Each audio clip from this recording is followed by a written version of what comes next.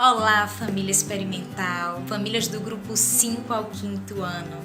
Como é que vocês estão? A gente tem pensado muito em vocês, em como vocês estão vivendo esse período de quarentena, de isolamento social. A gente imagina que apesar da saudade e da vontade de reencontrar os amigos e amigas, a gente acha que nossas crianças no fundo ficam bem. Elas têm a capacidade de se reinventar e de surpreender a gente de formas muito impressionantes, né? A minha vinda aqui é para falar com você, adulto. O que é que você tem feito para se priorizar na sua rotina de casa?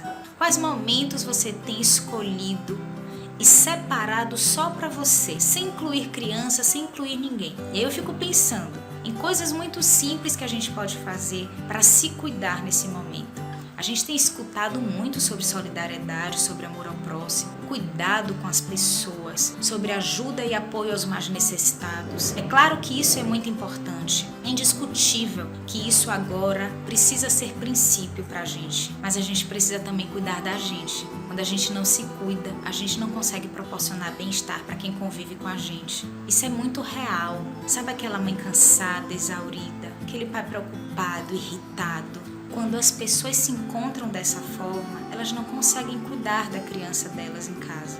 Elas não conseguem cuidar do outro. A gente precisa pensar sim no bem-estar de quem mora com a gente, mas a gente só consegue fazer isso quando a gente olha pra gente. A gente só tem duas opções para enxergar o que está acontecendo com o mundo. Ou a gente entende que isso é o pior momento das nossas vidas, ou a gente encara isso como uma grande oportunidade. A oportunidade de se reinventar, a oportunidade de se transformar, de se enxergar de uma outra maneira, de enxergar as relações de outra forma. E aí dentro da palavra autocuidado, eu acho que a palavra criatividade, assim como a palavra afeto e a palavra limite são extremamente importantes nela. Por quê? Eu penso que a criatividade aqui não é aquela do artista, da gente inventar jogos e brincadeiras mirabolantes para nossa criança em casa. Eu me refiro da criatividade dentro das relações humanas. Como é que eu tenho olhado para alguém que é tão velho na minha rotina de forma nova? Como é que eu tenho olhado para alguém que é tão antigo e que eu conheço há tantos anos de outra forma nesse momento? Não tem como o olhar ser o mesmo. Mas como é que eu tenho visto esse outro de forma diferente? É essa criatividade que eu me refiro, de enxergar o outro de uma outra forma, mas da gente também se permitir se enxergar de outra maneira.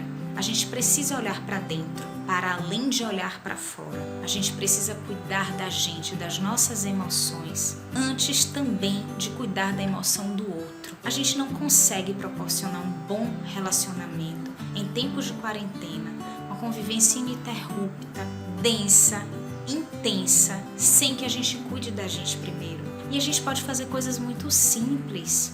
Ler um livro, assistir uma série que estão indicando pra gente há tanto tempo, dizendo, olha a sua cara, assista, você vai adorar. E a gente não consegue. A gente pode assistir um filme, a gente pode ouvir a nossa música favorita, cantar no chuveiro, dançar no espelho, testar uma receita que a gente está tentando há um tempo, encontrar um momento e não consegue. Coisas simples do dia a dia podem nos ajudar a minimizar a ansiedade, a diminuir a angústia.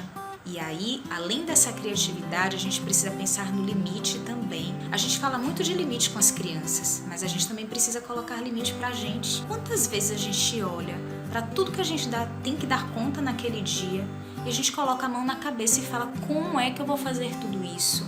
Gente, para tudo, joga pro alto. Nem sempre a gente vai conseguir dar conta de tudo 100%. Às vezes a gente vai ter que parar um pouco, a gente vai ter que deixar de lado sim algumas coisas para priorizar o nosso bem-estar.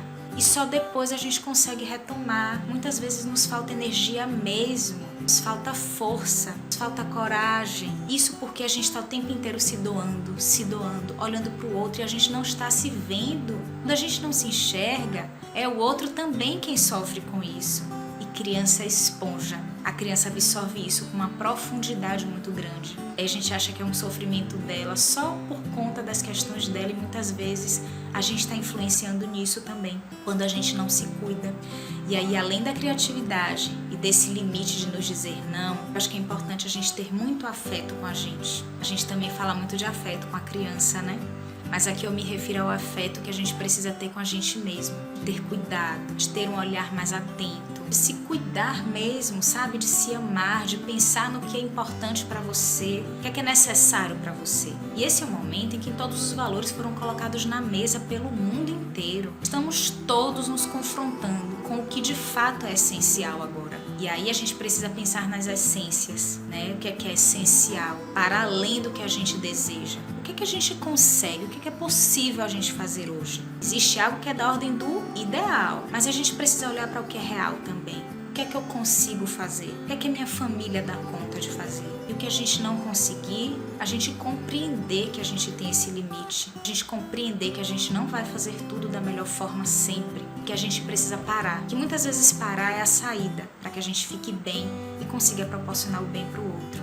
Um beijo grande, um abraço apertado, um aperto de mão, um sorriso, seja lá a forma como vocês costumam me cumprimentar na escola e cumprimentar a equipe experimental. A gente espera que isso tudo acabe logo, que a gente consiga driblar esse desafio da melhor maneira possível. Eu espero encontrá-los e encontrá-las muito em breve. Um beijo grande para vocês.